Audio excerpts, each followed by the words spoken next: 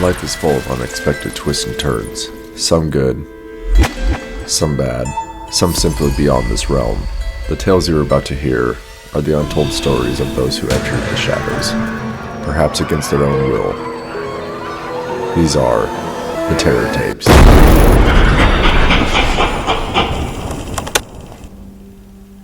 Terror Tapes, Episode 9, The Backroads. The road was swallowed whole by the fog. It rolled in thick waves, curling against the windshield like grasping fingers. The high beams barely cut through, only illuminating the skeletal shapes of trees lining the dirt road. "Jesus, Joe, slow down," Violet muttered, gripping the door handle. Joe clenched his jaw, his hands tight on the wheel. "We're already crawling. If I go any slower, we might as well just get out and walk." "My parents' house doesn't get this much fog," she shot back. Joe exhaled sharply but didn't argue. He was regretting it too, but it didn't kill his determination to make it to where he was going, his parents' house. He had a wonderful weekend planned just for him and Violet, and hail or high water, he was getting there. He lights a cigarette as he navigates the road. "Another one?" Violet said, disgusted. "You'd need one too," Joe said without breaking eye contact with the road. Out of nowhere, a small shadow dashed across the road, causing Joe to slam on his brakes. "What the hell?" Violet yells. Their headlights turn off for a moment, and when they turn back on, a scarecrow is standing in the road in front of them, standing unnaturally. Like he's propped up on the road, but he's standing on his own. "Is that normal out here?" Violet said, shaking. "My parents always said never to take the back roads. I guess I get it," Joe said, just as concerned. Shadows dashed around the fog surrounding the car. Suddenly, the scarecrow jerked its arms. Did it just fucking move?" Joe gasped. Then the scarecrow started sprinting towards their car, and Joe hit the gas and swerved to the side and cut through the fog, blindly driving through a field. They plowed through large corn stalks, bouncing around until the car suddenly drops and they both are thrown forward, getting caught in their seatbelts. They lay for a moment, shook, hurt, and scared. Joe turns the key, but the car doesn't give. They hear water rushing and realize that they're in an irrigation ditch. They both crawl out. "Fucking great," Joe screams. "We're never gonna get there now." "Get there now?" "Joe, we just crashed the car in a ditch after whatever the fuck that was in the street." "How about if we get there at all?" Violet snaps back. "You don't understand, Violet. We have to be there," Joe exclaims. "Why? Just so we can sit around and listen to your parents judge me all weekend? I'm tired of always going to your parents. When do we get to go to mine?" Violet says with tears welling up. Joe brings Violet in, and she doesn't resist, but may be reluctant. "I guess it doesn't matter now, so here goes nothing. I was gonna propose," Joe says with his head hung low. "Shut up. No, you weren't," Violet says, almost laughing. "I so was. I planned the entire weekend around it," he said. "So do it," Violet demands. Joe looks at her for a moment but realizes she isn't kidding. He drops to one knee and pretends to open up a ring box. "Violet, will you do me the pleasure of spending the rest of your life with me and marry me?" Joe says endearingly. Violet starts ugly crying as she screams yes, and the two embrace each other. Unfortunately, the cute moment is ruined when the field starts rustling around them and they hear children's laughing. "Follow the flow of the water in the ditch. It's got to lead to somewhere," Joe yells, and they take off running. They follow the ditch until it reaches a clearing with a single farmhouse with no fog around it. The newly engaged couple looks at each other for a moment in contemplation. "It's like we're in a horror movie, but I honestly don't know what else we're gonna do," Joe says to Violet. And then the rustling picks up again around them, and the couple run towards the house. They approach the wide open front door and knock on the wall. "Hello? We don't mean to intrude, but we could use a little help. Happy to get out of your hair if you could lend a hand," Joe yells, but the house remains silent. Joe walks into the musty house with Violet nearly hugging his hips as she's so close. They work their way down a hall and see dusty pictures on the wall of a large family of 6. 4 children, a wife, husband, and their trusty farm dog, a German Shepherd. The end of the hall opens up to a disgusting kitchen that's evidently not been cleaned in ages. "Reckon y'all enjoyed trespassing," an old rusty voice barks behind them. They jump and turn around to see an old, dried-out woman crocheting in her chair. "Oh no, ma'am, we don't mean to intrude, it's just that," Joe says before she interrupts him. Name's Molly Sue. Nah, ma'am. And it looks like you do intend on intruding, given you're standing in my house uninvited, she said, stopping her crocheting. Ralph will have something to say about this, she said, and then continued crocheting. I'll take it Ralph is your husband? Violet asks. Love of my life for certain, and all them boys. They's around here somewhere, Molly Sue says. I think we might have seen them, but they didn't offer to help, Violet says. Yeah, that's about right. We don't care too much for trespassers, especially my boys, Molly Sue says. It's how I about lost my Ralphie. Luckily this here land, oh yes, she provides. Like the crops you grow? Joe asks hesitantly. It's amazing what other magic lie beyond the crop. Yep, who'd known a little soil from the land, water for the crop, and your blood'll bind you to the land.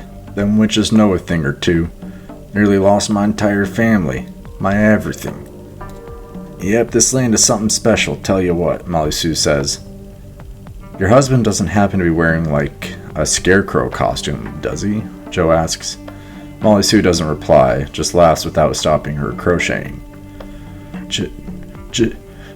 Joe, Violet says horrified and then tugs on his shirt. Standing behind them is the scarecrow from before, except now he's definitely standing on his own, towering over them. The scarecrow lets out a loud roar, revealing rows of teeth, then charges at Joe.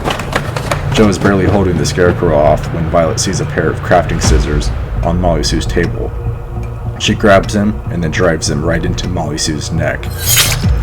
Blood shoots out as she screams. The scarecrow runs over and Violet grabs Joe, and the two flee from the house.